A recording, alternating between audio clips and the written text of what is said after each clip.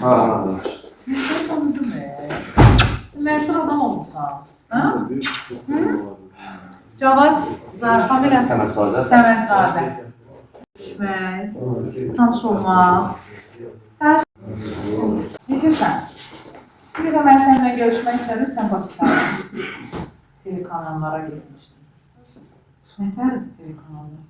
Tamam, mən birinci, iki ay olar da, bir ay yarım, mən Fuada video göndərdim, siz paylaşmışdınız deyəsən. Dedim, ay Fuad, bu çox mənim diqqətimi çəkdi, bu kim? Gələndə istəyirsiniz, gedər, hətta mən sizin evinizə. Sonra birinci, ikinci dəfə mən gələndə, bilirsiniz Bakıya dəvət olunursunuz, telekanallarda baxılır. İndi siz tanımırsınız da, mən sizi tanımıyorum da. Mən sənə sual verə bilərəm. 46 kvadrat, faiz, Hər şey. tənlik, şahı tənlik. Çox mükəmməl bir şeydir. Gəlin bir yerdə baxın. Böyük bir rəqəm deyil, bölünməsin deyil. Uzun deyil. Olar. Neçə də olar?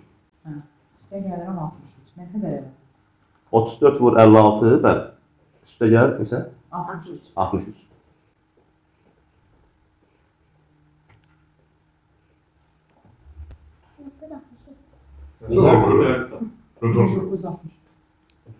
Ne siz deyin ben? 140.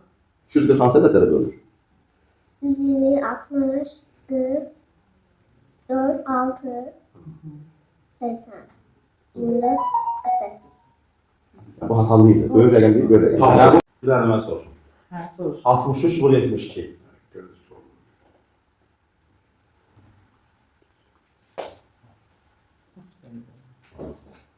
Tamam 4 rakamı da bu. 4536. Tamam yani icazetim yok.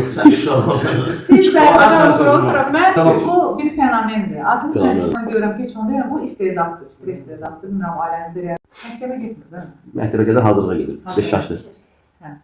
Deyildir, biz görərik. Yəni mən deyim. 21 vururuq 8'ə bölürük. Bir də bölünürsə 3'ə.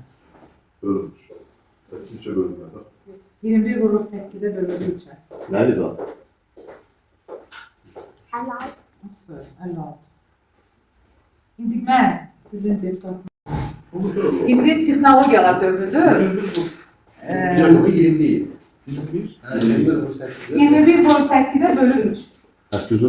Bəli, bunu mən sənə almışım. Burada şey. Yaxşı, bu planşetdir. Sənin də öz planşetin olar, amma heç kimə vermə sənin olsun. Yaxşı. Yok, Kimə verəcəm? Kimə verməsən? kardeşim. Qardaşın olar. Mən çox şad oldum siz gətirdiniz Fərdi. Ən böyük onun pərəstişkarı mənəm, açıq deyim. Bax, dünən də qabağıma çıxdı, baxıram ki, kommentləri də oxuyuram. Doğrudan da Azərbaycanda belə istedadlı uşaqların olması hamımız üçün də sevindiricidir. Allah korusun. Bizim şəklimizi çək.